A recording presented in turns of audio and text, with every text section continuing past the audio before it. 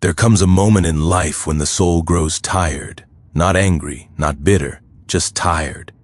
Tired of explaining, tired of waiting, tired of bending itself into shapes it was never meant to become. And when that moment arrives, something sacred happens. You stop chasing what runs from you. You stop pouring into what cannot hold you. You finally sit still, and in that stillness, the universe begins to speak. The avoidant never panics when you beg, plead, or pursue. They feel safe then, safe in distance, safe in control, safe knowing you will remain exactly where they left you. But the moment you grow quiet, the moment your energy withdraws, not out of strategy, but out of self-respect, the ground beneath them begins to shake. Because your silence is not empty. It is full of boundaries, full of awakening, full of truth. At first, they do not understand it. They sense something has changed, but they cannot name it. This is the first stir of panic, a subtle unease. The familiar rhythm is gone. The emotional supply they relied on is no longer flowing, and the ego whispers something is wrong, not because they miss you yet, but because control has slipped through their fingers. Then comes confusion. They replay conversations. They scan messages. They look for signs. The mind that once avoided depth now dives desperately into it. This is not love awakening yet. It is fear. Fear of the unknown. Fear of consequence. Fear of standing alone with emotions they buried long ago. When you step back, you unknowingly held up a mirror, and what they saw unsettled them. After confusion comes urgency. Suddenly they remember you. Suddenly they reach out, not with clarity, but with fragments, a message, a memory, a half apology. This is not transformation yet. It is panic seeking relief. The ego wants to restore balance, not growth. And this is where many people fail their own awakening. They mistake panic for change and return to the very place that drained them. But you are learning something deeper. You are learning that love does not chase what runs.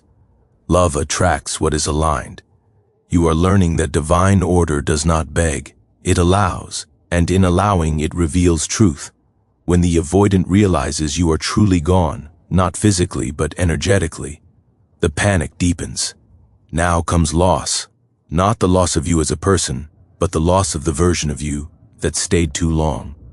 The one who waited, the one who tolerated uncertainty, the one who made themselves small so someone else could feel safe. And this loss is heavy because it cannot be repaired with words. At this stage, something sacred can happen or something destructive. Either they face themselves or they flee again. Growth requires humility. It requires sitting with discomfort instead of running from it. Many are not ready, and that is not your failure. That is their journey. Understand this deeply. Your decision to step back was not an attack. It was alignment. It was the soul saying, I will no longer abandon myself to keep someone else comfortable. And the universe honors that decision. Always. The final stage is realization, but not always reconciliation. Realization that love was present. Realization that safety was offered. Realization that what they avoided was not you, but themselves. Whether they rise from that realization or collapse under it is beyond your control, and that is where your power truly returns to you. You were never meant to be a lesson learned too late, but if that is what you become, let it be a sacred one. Because when you choose peace over chaos, clarity over confusion, and self-respect over longing, you do not lose love, you refine it. Avoidant behavior is rarely about strength, independence, or emotional superiority, even though it often presents itself that way.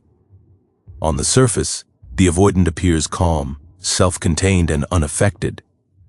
They may claim they do not need much, that closeness feels unnecessary, or that too much emotional connection is suffocating. But beneath that composed exterior lies a deep, unhealed fear.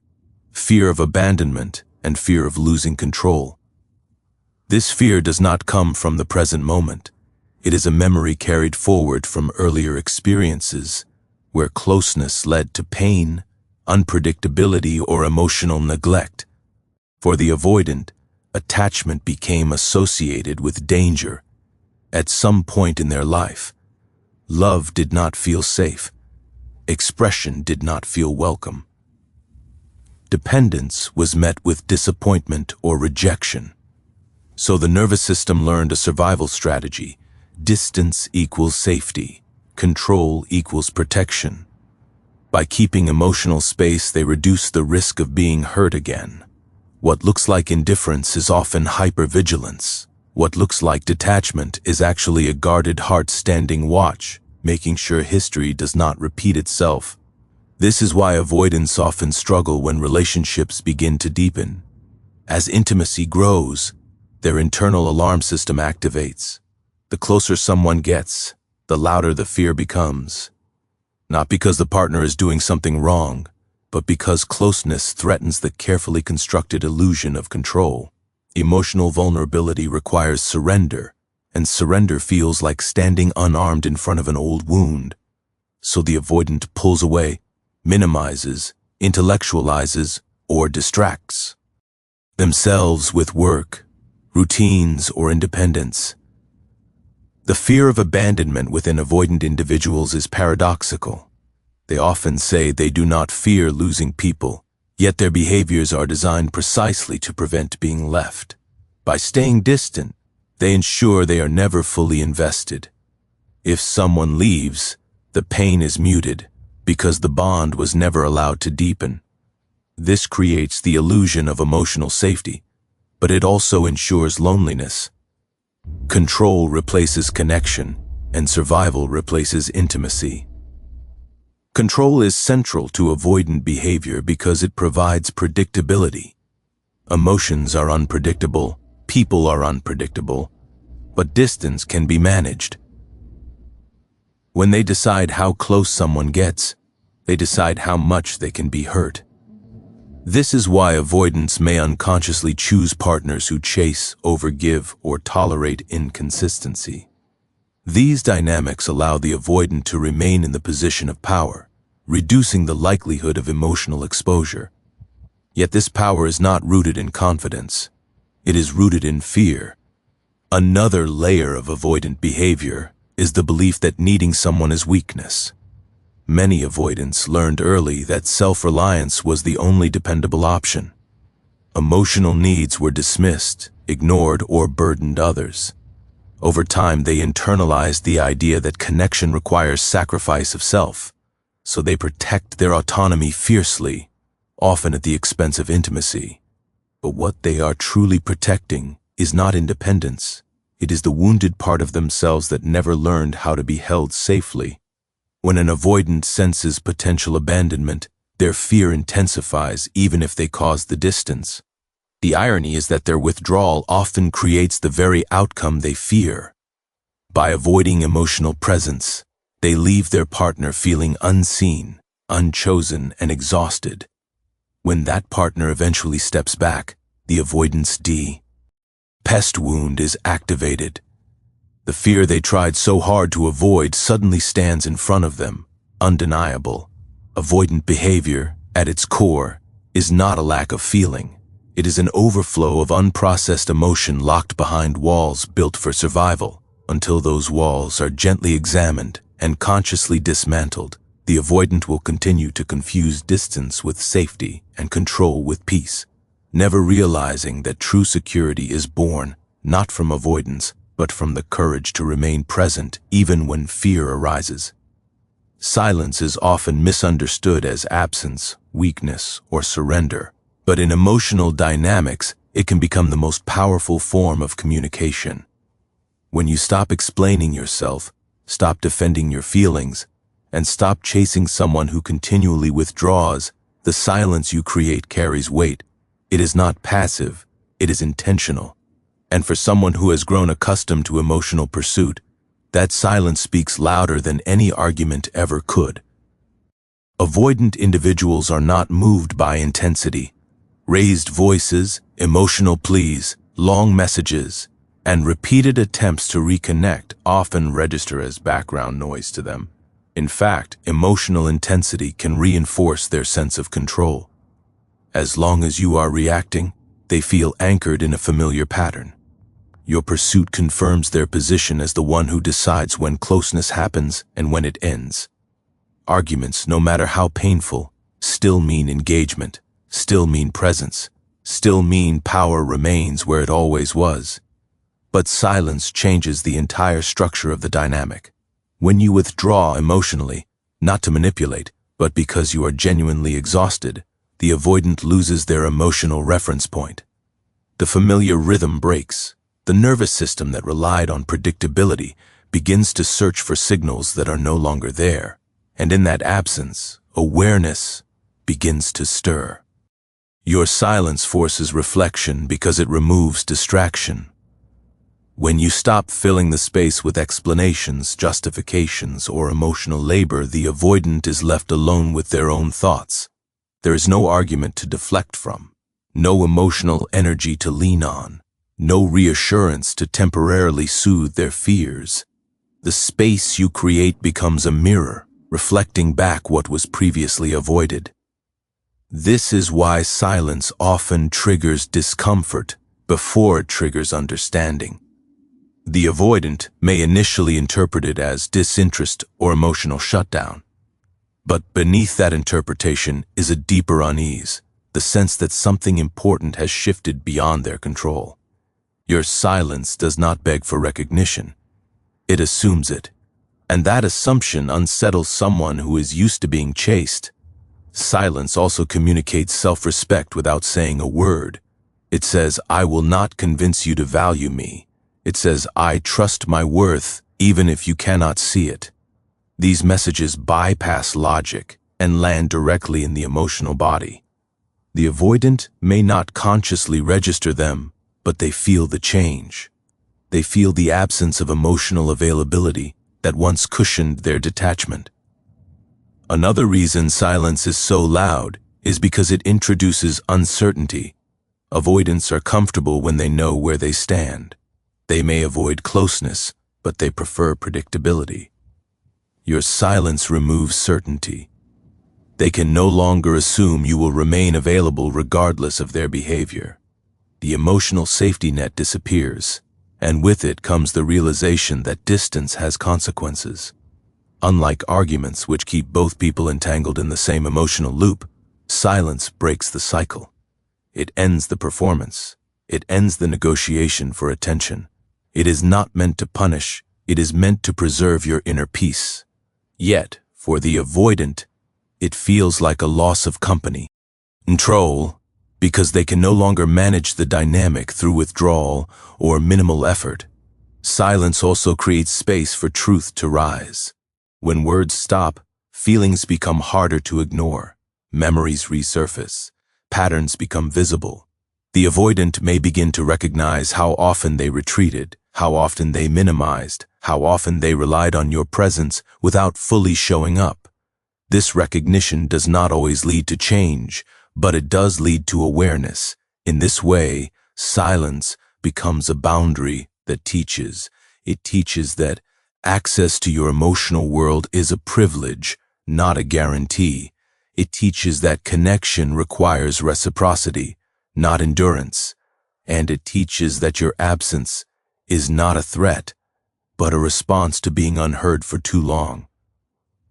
When you stop chasing, something profound shifts beneath the surface of the dynamic, even if nothing appears to change immediately on the outside.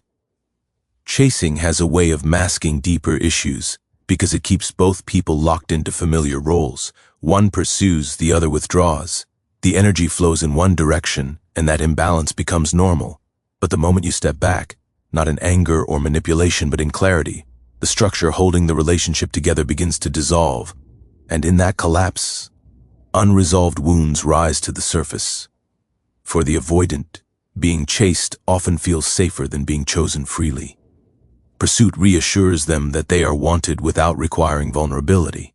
They receive validation without having to open their emotional core. This dynamic allows them to stay protected while still benefiting from connection. But when you stop chasing, that protective shield cracks. The validation they relied on no longer arrives automatically, and they are forced to confront the emptiness beneath the distance they maintained. Unresolved wounds thrive in distraction, as long as someone else is doing the emotional work. The avoidant can remain unaware of the deeper fears shaping their behavior. Chasing acts as a buffer between them and their inner world. Your presence fills the space that would otherwise be occupied by self-examination. When you remove yourself from that role, there is nothing left to absorb the emotional discomfort they have been avoiding. This is often when old memories and sensations resurface. Feelings of being unwanted, misunderstood, or emotionally unsafe, which were never fully processed, begin to re-emerge. The avoidant may not consciously connect these emotions to their past, but they feel the same heaviness, the same unease, the same urge to escape. The difference is that now, there is no external reassurance to drown those feelings out. Stopping the chase also removes the illusion of emotional invulnerability. Avoidants often tell themselves they are fine on their own, that they do not need deep connection. But when the person who once pursued them steps back, that narrative is tested. The quiet becomes revealing. Loneliness, which was previously masked by control, begins to make itself known. This loneliness is not new, it has simply been hidden behind distance. As these unresolved wounds surface, the avoidant may experience inner conflict. Part of them wants to reach out, to restore the familiar dynamic, to regain a sense of safety. Another part resists, afraid that engagement will lead to emotional exposure. This internal push and pull can feel overwhelming. They may oscillate between wanting closeness and retreating further, unsure of how to reconcile their need for connection with their fear of it. Your decision to stop chasing also disrupts the avoidant's identity. Many avoidants unconsciously define themselves as the independent one, the emotionally self-sufficient one. Being pursued reinforces that identity. When the pursuit ends, they are left questioning who they are without it.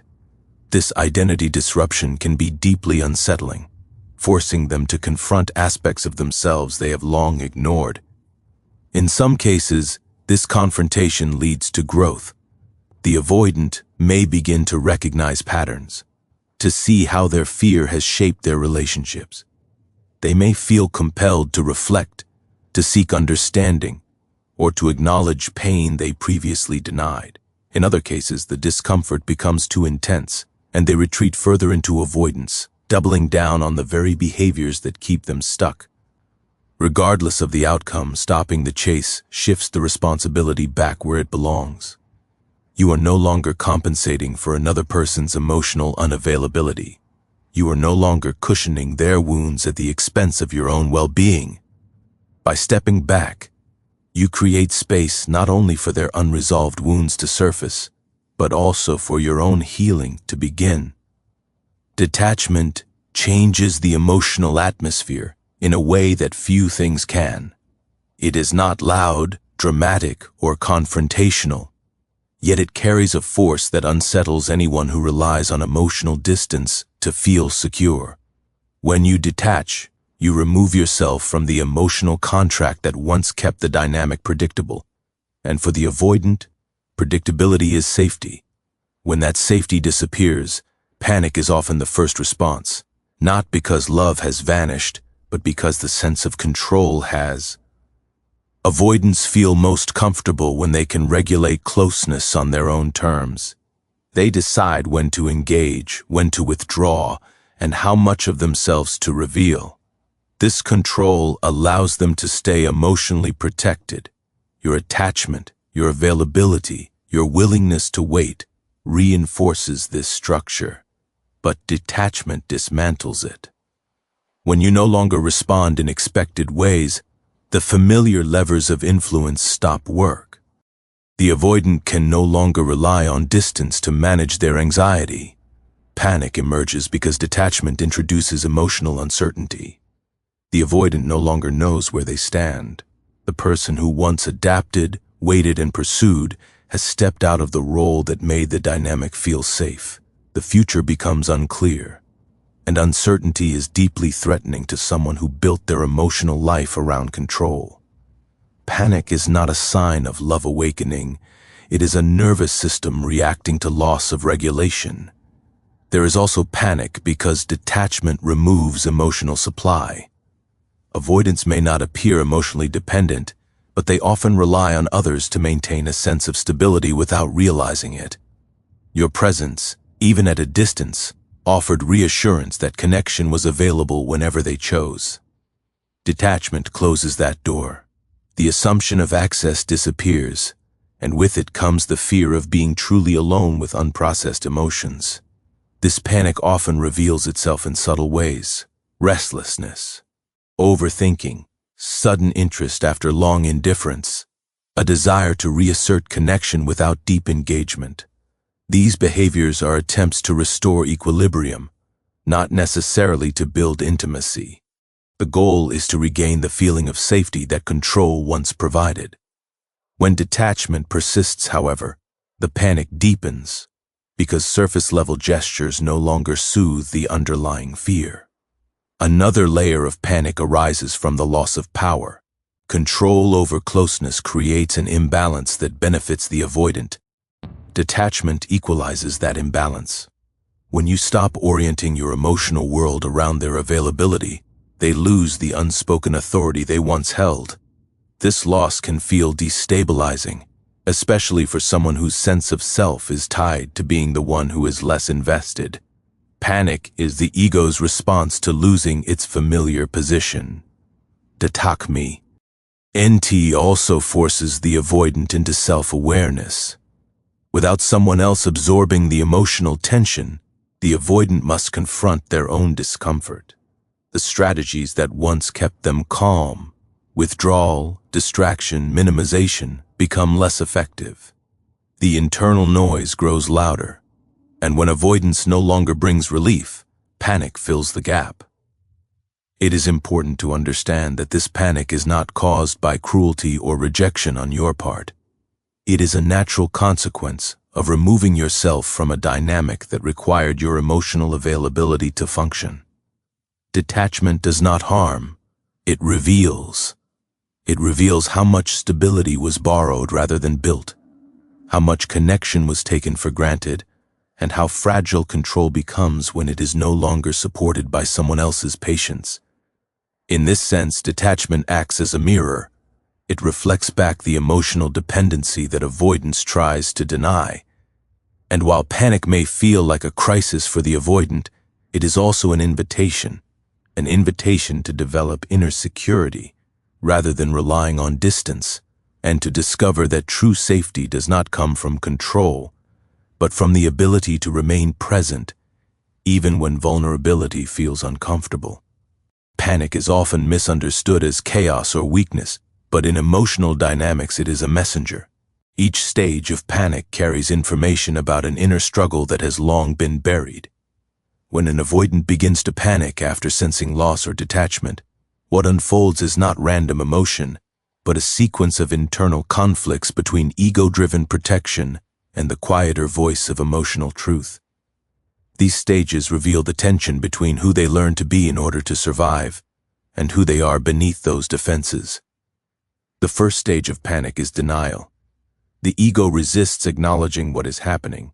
It minimizes the situation, insisting that nothing has changed or that the other person will return as they always have. This stage protects the avoidant from immediate emotional impact.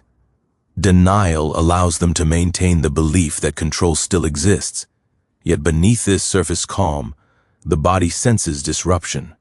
Something feels off, even if the mind refuses to name it. As denial becomes harder to sustain, the second stage emerges: rationalization. The ego begins to construct explanations to avoid confronting emotional truth. The avoidant may tell themselves that distance is normal, that relationships fade naturally, or that they never needed the connection in the first place. These narratives serve as emotional armor. They are not lies in the traditional sense. They are protective stories designed to preserve self-image and reduce vulnerability. The third stage is anxiety. This is where the ego's grip begins to weaken. The explanations no longer soothe the nervous system. Thoughts loop. Sleep becomes restless. Attention drifts back to the person who is detached. Anxiety exposes the gap between what the avoidant tells themselves and what they actually feel. The emotional truth, long suppressed, starts to press against the walls built to contain it.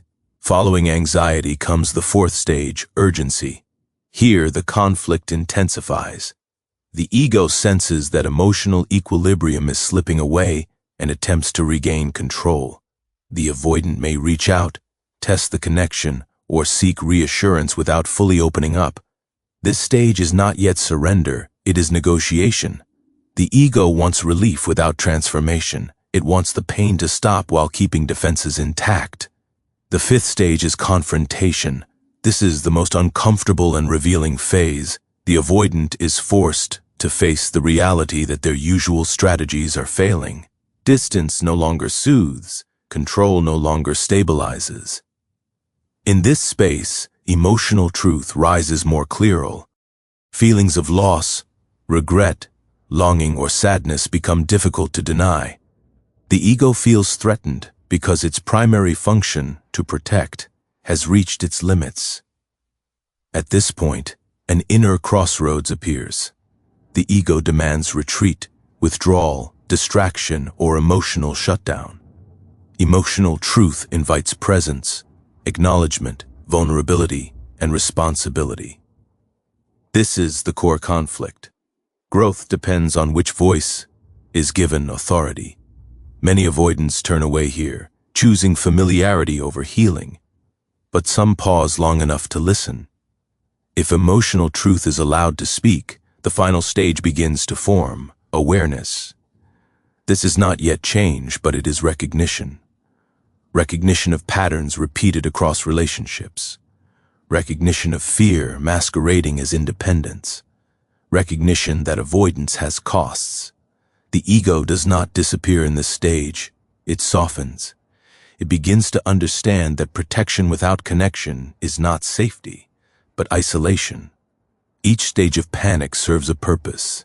They peel back layers of defense, exposing what has been hidden beneath survival strategies. Panic is not the enemy, it is the doorway. It reveals the tension between maintaining control and embracing emotional honesty. Whether that doorway leads to growth or retreat depends on the willingness to tolerate discomfort without running from it. In this way, panic becomes a teacher. It shows that ego-driven control can only go so far before it collapses under the weight of unexpressed truth. And it reminds the avoidant that what they fear most, emotional exposure, is often the very thing required to move beyond the cycles that keep them trapped. Thank you for giving your time, your presence, and your openness to this message. Goodbye for now. May clarity guide you, peace strengthen you, and wisdom walk with you. And now, as this message comes to rest, understand this truth clearly. You did not lose anything by choosing yourself. What walked away when you stopped chasing was never sustained by love, but by imbalance. Your silence, your detachment, your decision to step back were not acts of abandonment. They were acts of alignment. When you honored your worth, you shifted the entire energy of the connection. And in that shift, truth was revealed. If panic arose in the other, it was not because you were cruel, but because your growth removed the ground they stood on. You became still, and in your stillness, you reclaimed power. Not power over another, but power over your own peace. And that is the highest form of strength. Whether the other grows, returns transformed, or disappears entirely, is no longer your burden to carry. Your responsibility was never to save, fix, or convince, only to remain faithful to your own soul. Let this be your reminder. Love that requires you to abandon yourself is not love, it is survival. And you were not created to survive relationships. You were created to flourish within them. When you choose clarity over confusion, peace over chaos, and truth over attachment, you step into divine order.